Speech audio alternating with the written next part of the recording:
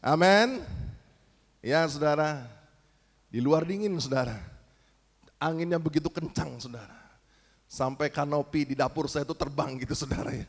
Angin yang begitu kencang, dingin saudara. Di luar boleh dingin saudara, tetapi di dalam hangat, amin. Karena ada hadirat Tuhan, ada Tuhan di tengah-tengah umatnya. Saudaraku yang kekasih dalam Tuhan Yesus Kristus, mari kita akan belajar dari satu tokoh yang sangat terkenal dalam perjanjian lama saudara. Orang Israel sangat membanggakan dua tokoh ini saudara. Dan sampai sekarang orang Israel mengelu-elukan tokoh ini, kedua tokoh ini saudara. Puji Tuhan, Bapak Pendeta Muda Agus Setiawan sudah balik ke Indonesia. Tidak selama-lamanya dia ada di Israel, karena ada tugas yang harus dilakukan dikerjakannya. Dan dia boleh menyaksikan bagaimana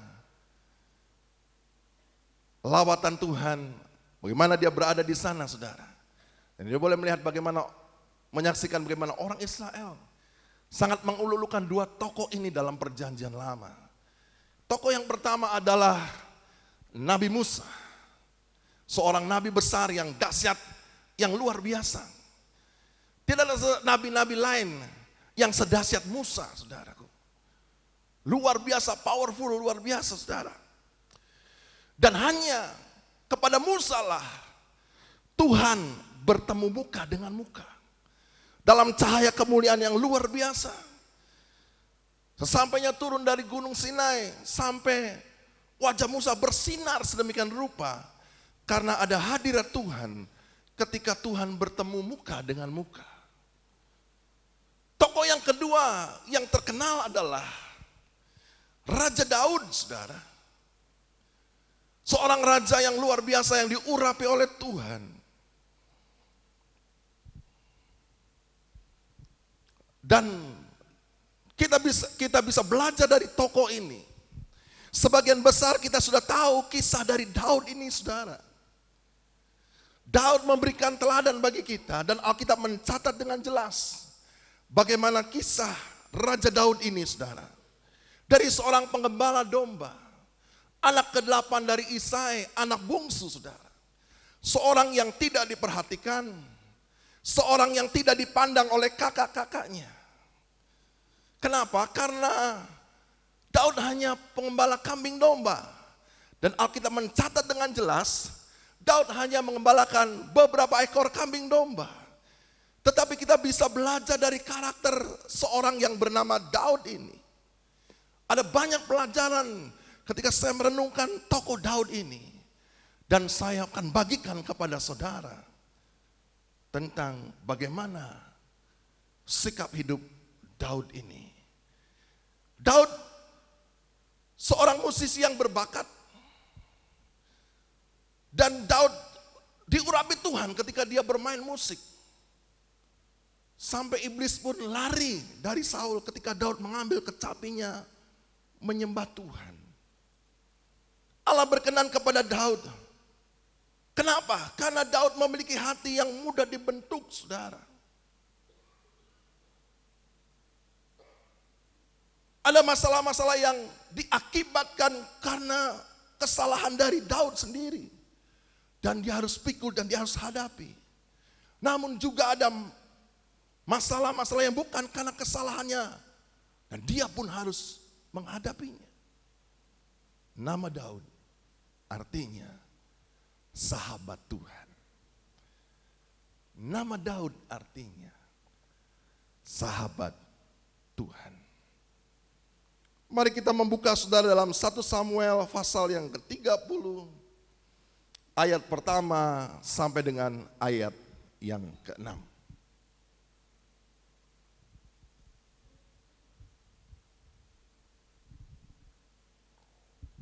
Maaf, ayat pertama sampai dengan ayat yang ke-18. 1 Samuel pasal 30 ayat pertama sampai dengan ayat yang ke-18.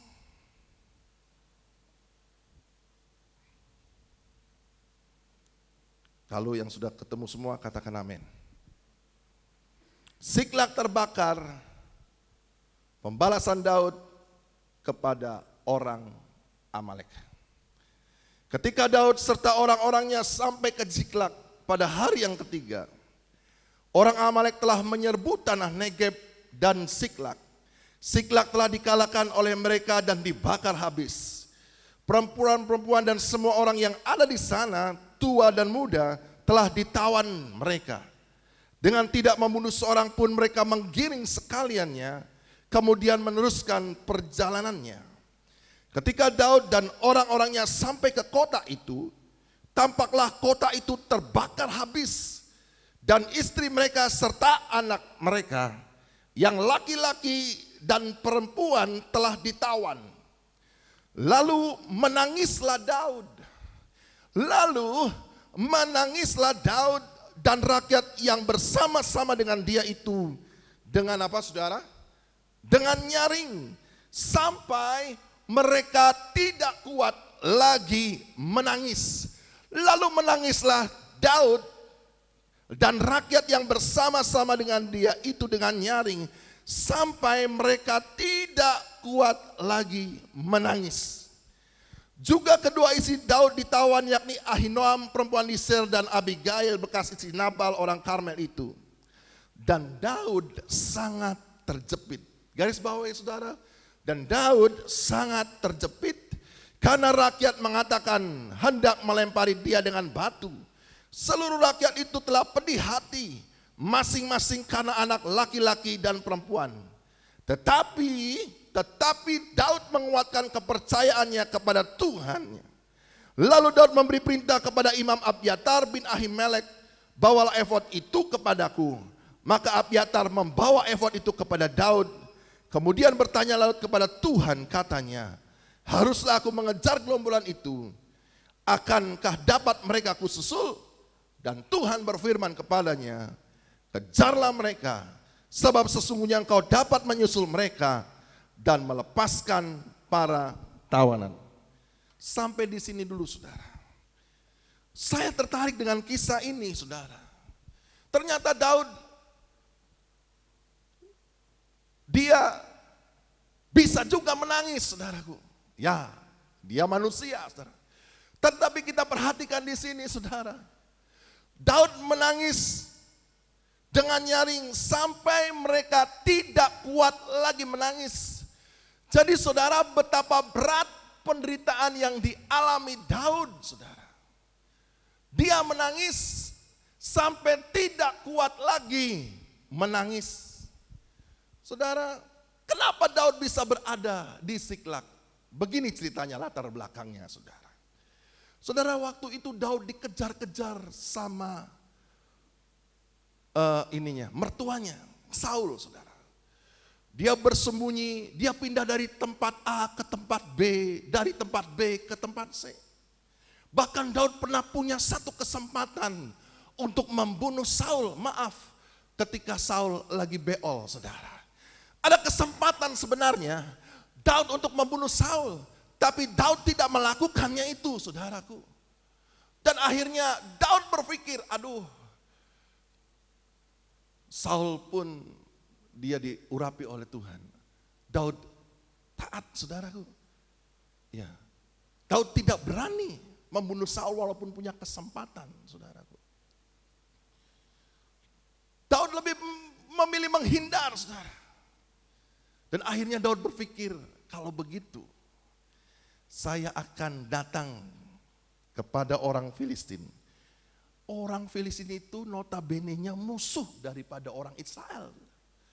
Tapi Daud datang ke orang Filistin, kita lihat 1 Samuel 27 ayat pertama. Tetapi Daud berpikir dalam hatinya, bagaimanapun juga pada suatu hari aku akan binasa oleh tangan Saul. Jadi tidak ada yang lebih baik bagiku selain meluputkan diri dengan segera ke negeri orang Filistin. Maka tidak ada harapan bagi Saul untuk mencari aku lagi di seluruh Israel, dan aku akan terluput dari tangannya. Bersiaplah Daud berjalan ke sana, ia dan ke-600 orang yang bersama-sama dengan dia itu, kepada Ahis bin Moak raja Gad, raja negeri orang Israel. Ayat kelima, saudara. Berkatalah Daud kepada Ahis, jika kiranya aku mendapat belas kasihanmu, biarlah diberikan kepadaku tempat di salah satu kota di tanah datar, supaya aku tinggal di sana. Mengapa hambamu ini tinggal padamu di kota kerajaan ini? Ayat ke-6, maka pada hari itu Ahis memberikan Siklak kepadanya. Itulah sebabnya Siklak menjadi kepunyaan raja-raja Yehuda sampai sekarang. Dan lamanya Daud tinggal di daerah orang Filistin itu adalah 1 tahun 4 bulan, saudara. Jadi Daud berpikir begini, saudara. Aduh, capek deh. Aku dikejar-kejar sama Saul. Dan aku berpikir, daripada capek deh, lebih baik aku datang ke negeri orang Filistin. Ya sudahlah, enggak apa-apa. Ya agak sedikit ya ngerendahin diri deh. Minta kepada raja orang Filistin. Tetapi raja orang Filistin bukan orang yang bodoh, saudara. Daud boleh mendapatkan tempat yang namanya Siklak. Tapi Daud dipakai orang Filistin untuk menghancurkan musuh-musuh orang Filistin. Nah, di sini Daud pun tidak kalah pintarnya dari raja orang Filistin. Daud mendapatkan satu tempat yang bernama Siklak. Jadi Daud berpura-pura, saudara, engkoan gitu bahasa Cirebonnya, sama orang Filistin. Ya, jadi kalau Daud bertempur, ya saudara, ya Daud pura-pura, wah pokoknya singkat cerita engkoan, saudara, pura-pura yang membela orang Filistin. Untuk apa? Untuk mendapatkan perlindungan di Siklak, saudara. Untuk mendapatkan tempat yang aman di Siklak.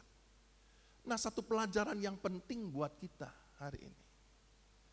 Saudara, seringkali kita menggunakan cara kita sendiri, kekuatan kita sendiri, kemampuan kita sendiri, tanpa kita mengandalkan Tuhan.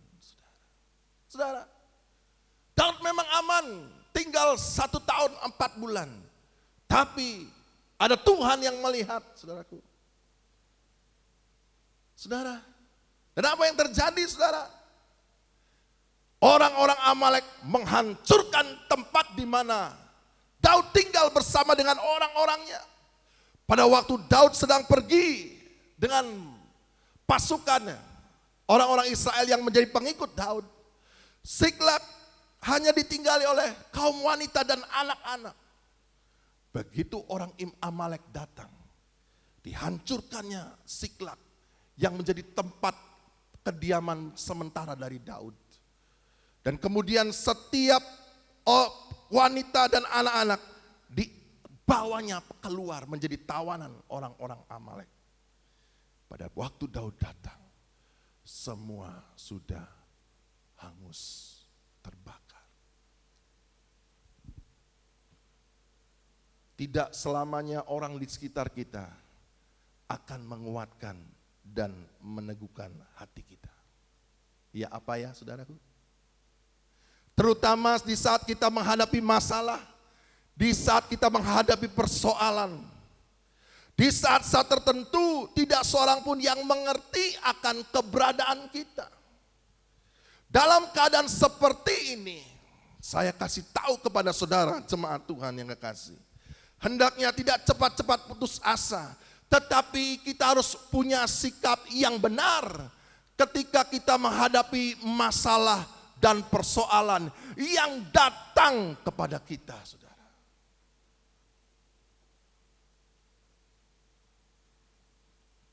Saudara, ini pelajaran penting. Daud menghadapi krisis yang begitu berat dalam hidupnya, sampai tidak kuat lagi menangis, saudara. Orang dapat melakukan hal-hal yang baik jika ia dalam keadaan kecukupan dan sukacita. Namun melalui krisis kita bisa melihat kualitas dari seseorang itu sebenarnya. dengan krisis yang dihadapi, kualitas itu akan muncul. Apakah orang ini tetap setia, beriman, dan berpengharapan kepada Tuhan Yesus Kristus. Dalam keadaan baik, dalam situasi yang oke, itu tidak akan kelihatan, saudara. Tapi untuk mendapatkan kualitas emas yang murni, harus masuk di dalam pengujian, saudara. Daud menghadapi masalah ini begitu berat, saudaraku, sampai dia tidak kuat lagi menangis. Saya percaya kejadian ini bukan satu kebetulan yang dialami oleh Daud, tapi Tuhan memperhatikan langkah demi langkah. Daud bukan manusia Superman, saudaraku. Oleh sebab itu Alkitab mencatat dengan jelas bagaimana kekeliruan dan kesalahan Daud. Dan ini bisa jadi pelajaran buat kita semua pada pagi hari ini. Daud berpikir, aku akan aman dari kejaran Saul mertuaku. Saul tidak mungkin bisa masuk menghancurkan Filistin dan negeri Ziklag. Tetapi keliru, saudara. Bukan Raja Saul yang menghancurkan Ziklag, tapi orang Amalek yang menghancurkan Ziklag. Firman Tuhan berkata, terkutuklah orang yang mengandalkan manusia, yang mengandalkan kekuatannya sendiri. Tapi diberkatilah orang yang mengandalkan Tuhan. Amin, saudaraku. Saudara, kalau kita punya sesuatu, kalau kita memiliki sesuatu, itu semua karena Tuhan, saudara. Nah, bagaimana sikap Daud ketika dalam keadaan yang terjepit? Saudara bisa bayangkan ya. Pengikut Daud ini sangat setia kepada Daud. Kemana Daud pergi ikut. Tapi begitu melihat Ziklag terbakar, begitu melihat istrinya ditawan, anaknya ditawan, yang tadinya jadi hopeng sama Daud. Tahu hopeng, saudara? Hopeng jadi sahabat gitu, saudara. Justru berbalik ingin menghancurkan Daud. Ya, Alkitab dengan jelas mencatat bahwa orang yang dekat dengan Daud ketika menghadapi krisis itu sikapnya negatif, saudara. Daud hendak dilempari dengan batu. Nah, saudara, pelajaran yang pertama, bagaimana ketika menghadapi krisis dan krisis itu terjadi dalam hidup kita. Entah itu krisis dalam bisnis, krisis keuangan, krisis dalam apapun juga. Yang pertama, saudara, jelas Alkitab mencatat bahwa Daud menguatkan kepercayaannya kepada Tuhan Allahnya. Mari kita lihat, saudara, kembali dalam 1 Samuel pasal ke-30 ayat 6b. Daud menguatkan kepercayaannya kepada Tuhan Allahnya. Daud sadar akan kekeliruannya selama ini, saudaraku. Hati Daud telah jauh dari Tuhan. Oleh sebab itu, Daud kembali kepada Tuhan dan menguatkan kepercayaannya kepada Tuhan. Daud sadar bahwa hanya Tuhan saja yang jadi sumber pertolongannya. Ini penting, saudara. Kita bisa saja keliru, saudara. Tapi jangan terus tinggal dalam kekeliruan. Kita harus kembali memperbaiki pengikutan kita kepada Tuhan. Kesetiaan kita kepada Tuhan. Kita bisa ada di gereja, tapi mungkin hati kita tidak ada di sini. Ya, saudara. Kita lihat, saudara. Daud seorang yang diurapi Tuhan, dia bisa punya satu pemikiran yang keliru. Dan Daud sadar betul, saudara. Bayangkan orang yang mendukung dia ketika menghadapi krisis seperti itu, berbalik mau gutukin Daud gitu saudara. Mau membunuh Daud saudara. Apa yang bisa diandalkan lagi? Enggak ada yang bisa diandalkan saudaraku. Tapi Daud sadar, Daud mengambil langkah yang pertama, ia menguatkan kepercayaan kepada Tuhan. Nah, bagaimana caranya menguatkan kepercayaannya kepada Tuhan? Yaitu saudara di dalam Mazmur 119 ayat ke-49. Kita buka ya saudara, Mazmur 119 ayat yang ke-49.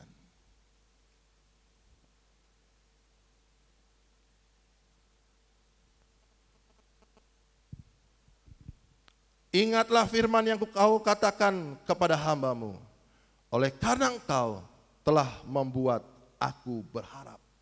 Ingatlah firman yang kau katakan kepada hamba-Mu, oleh karena Engkau telah membuat aku berharap, saudara.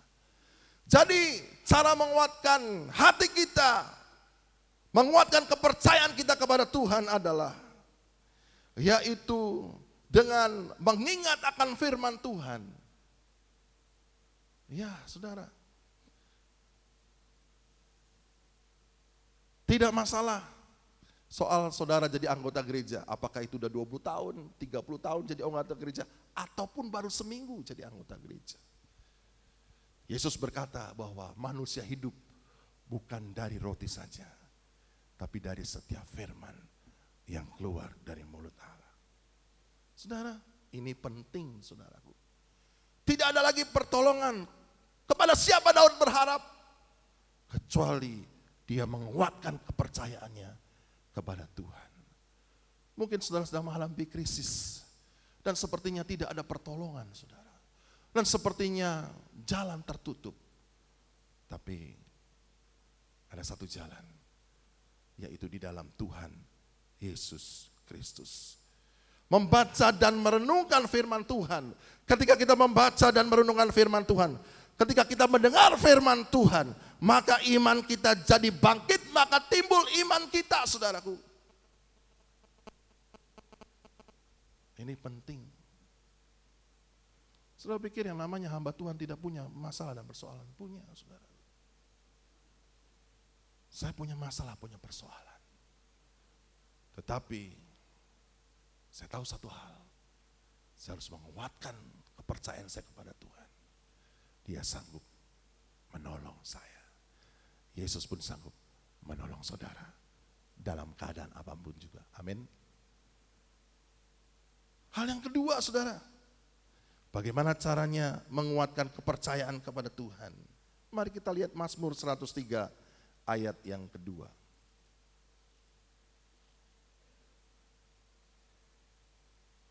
Mazmur 103 ayat kedua. Pujilah Tuhan hai jiwaku, dan jangan lupakan segala kebaikannya. Jadi yang kedua, cara menguatkan hati kita kepada Tuhan adalah, pujilah Tuhan hai jiwaku, dan jangan lupakan segala kebaikannya. Kita berkata kepada diri kita yang tertekan sama seperti Daud di dalam Mazmur 103 ini. Dia berkata kepada jiwanya untuk memuji Tuhan, untuk memuliakan Tuhan. Oleh sebab itu kalau kita mengerti tentang pujian dan penyembahan, itu kuasanya dahsyat dan luar biasa. Amin, saudaraku. Jadi waktu kita memuji Tuhan dan menyembah Tuhan, itu kalau kita mengerti betul bahwa di dalam pujian dan penyembahan ada kuasa. Dan Allah bertata, Tuhan bertata di atas puji-pujian umatnya. Yang berikutnya cara menguatkan hati adalah dengan mengingat pertolongan Tuhan. Amin. Saya mau tanya di sini, apakah selama pengikutan saudara jadi orang Kristen, pengikutan saudara kepada Tuhan, di sini ada yang tidak pernah sekalipun ditolong sama Tuhan? Angkat tangan. Enggak ada, saudara. Iya. Ketika kita menghadapi krisis yang baru dalam hidup kita, mari kita mulai mengingat pertolongan Tuhan, kebaikan-kebaikan Tuhan, Apa yang Tuhan sudah lakukan beberapa waktu yang lalu, saudara. Ini penting, saudara. Kenapa? Kita menguatkan hati dan membuat iman ini menjadi bangkit, saudara. Dan berjalan maju. Saudara, hidup kekristenan itu bukan hidup di atas awan-awan, saudara. Kita menghadapi kenyataan hidup ini. Dan Tuhan tidak pernah menyuruh kita lari dari kenyataan yang harus kita hadapi. Ya, saudaraku. Tugas dari seorang hamba Tuhan adalah menguatkan jemaat Tuhan untuk datang kepada Tuhan dan berharap kepada Tuhan. Ini penting, saudara. Bukan kepada si hamba Tuhannya. Karena hamba Tuhan itu tidak ada apa-apanya. Tuhan Yesus Kristusnya yang luar biasa.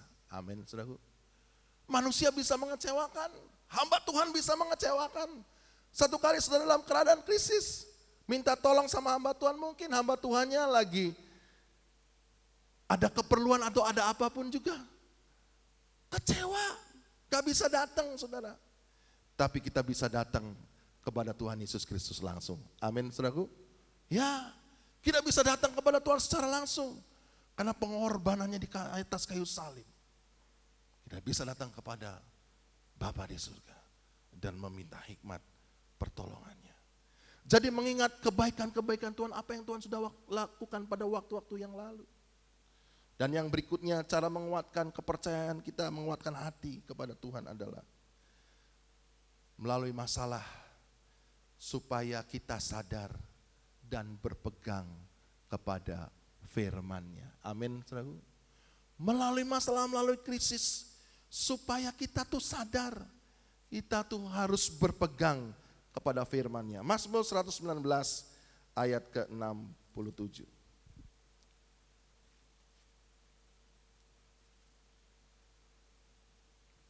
Sebelum aku tertindas, aku menyimpang. Tetapi sekarang aku berpegang pada janji-Mu. Daud berkata, sebelum aku tertindas, aku menyimpang. Jadi ada kalanya krisis itu terjadi dalam hidup kita, supaya kita sadar dan berpegang pada janjinya. Ya saudara, tanpa kita sadari, hati kita udah melenceng jauh dari Tuhan. Tapi Tuhan yang tahu. Oleh sebab itu, terjadi krisis supaya apa? Supaya sadar kita membutuhkan Tuhan dan berpegang pada firman Tuhan. Yang berikutnya, saudara, apa yang dilakukan oleh Daud? Kita kembali dalam 1 Samuel pasal yang ke-30.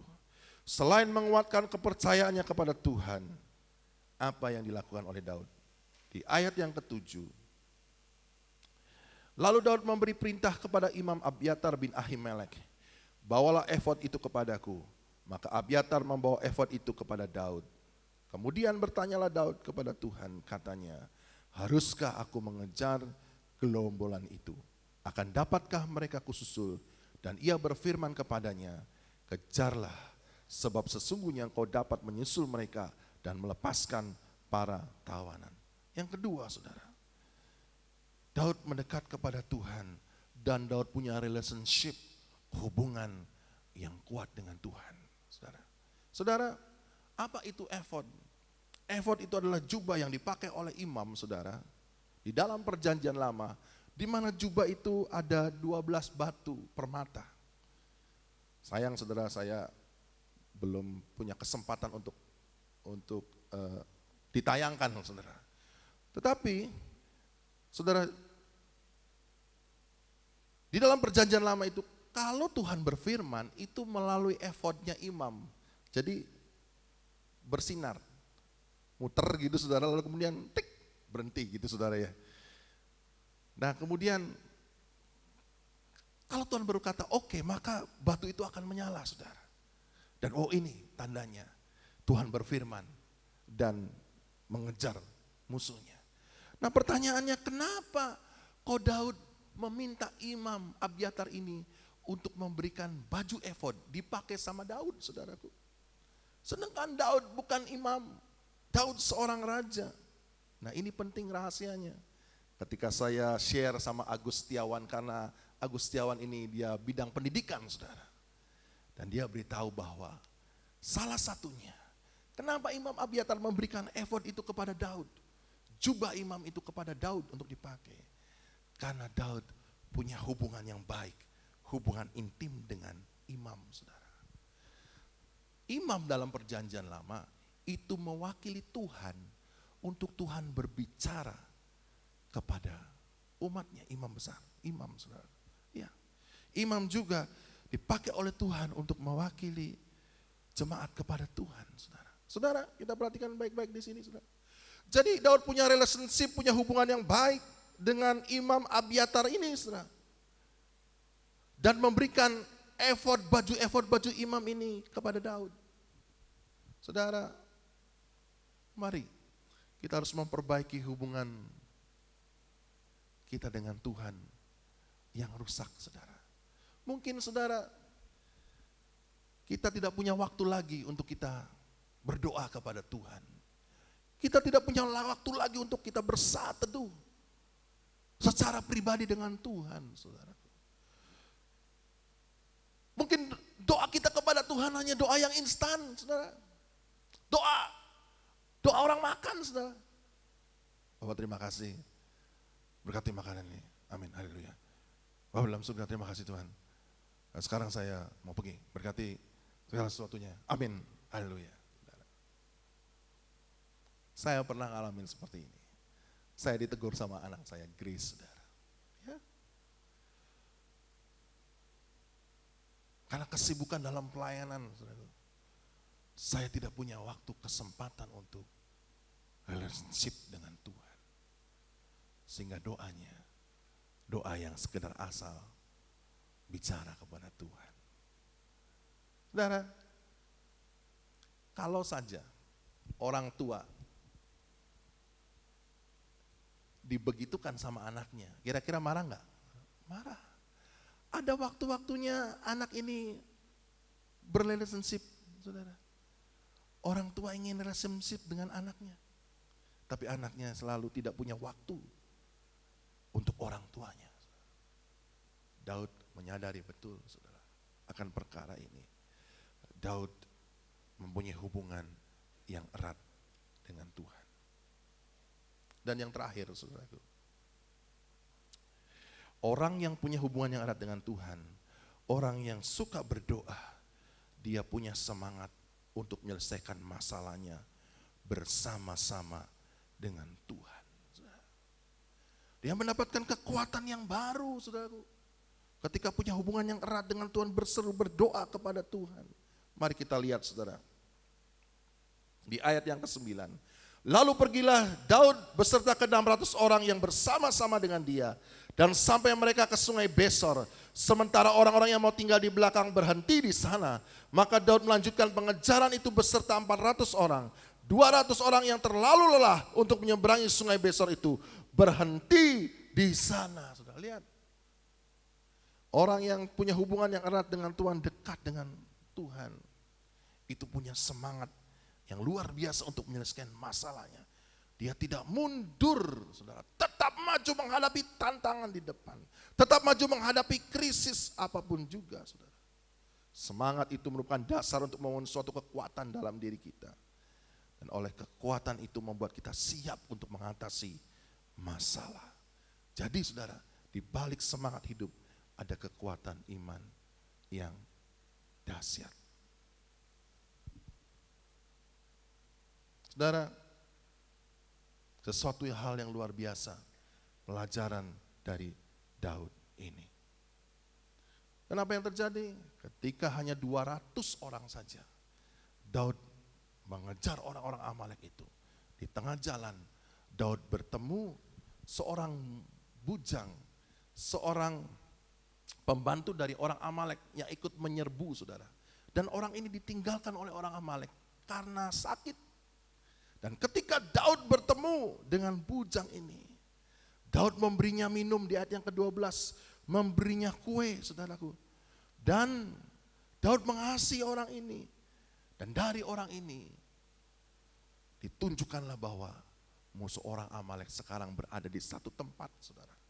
Daud mengejar dan berhasil menghancurkan orang-orang Amalek. Hari ini, pagi hari ini, saya tidak tahu krisis apa yang sedang terjadi dalam hidup saudara. Tapi ketahuilah, mari kita belajar dari seorang tokoh yang bernama Daud ini. Dia menguatkan kepercayaannya kepada Tuhan. Dia memperbaiki hubungan yang rusak.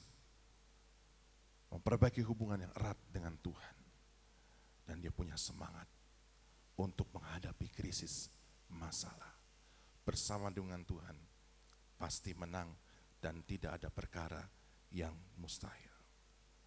Filipi 4 ayat 6 berkata begini, janganlah hendaknya kamu khawatir tentang apapun juga, tetapi nyatakanlah dalam segala hal keinginanmu dalam doa dan permohonan dengan ucapan syukur. 1 Korintus 5 ayat 7 berkata, hidup kita bukan karena melihat, karena percaya. Amin, saudaraku. Yesus Kristus Tuhan, Dia memberikan kemenangan kepada saudara dan saya. Saya baca satu buku menarik, saudara. Ditulis oleh seorang hamba Tuhan, dia seorang motivator yang terkenal. Dia berkata begini, seorang pemenang, dia pemecah masalah. Tetapi seorang pecundang, dia si pembuat masalah. Lihat pada akhirnya, krisis diubah jadi kemenangan. Bersama dengan Tuhan, kita pasti bisa menghadapi apapun juga. Amin. Tuhan memberkati kita semua.